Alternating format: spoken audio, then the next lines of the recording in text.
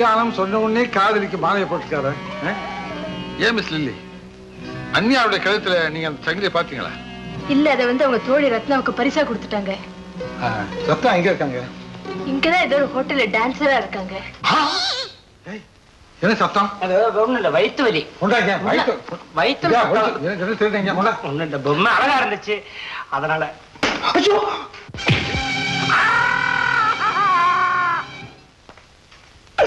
ஐயா, என்னென்ன அழகான பொம்மையை இப்படி போட்டு மீச்சிட்டீங்க. அழகுதான்ப்பா ஆபத்தே இருக்கு. அப்படியா? இது மைக்.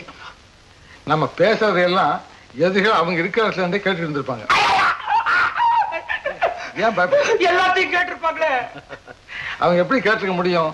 நம்மதான் முக்கியமான விஷயம் எதுவுமே சொல்லலையே. அதுக்கு முன்னாதான் மைக்க உடைச்சிட்டேன். மார்க்கண்டேயா, அவங்கதான் அண்ணியும் கடத்திட்டு போயிருக்கணும்.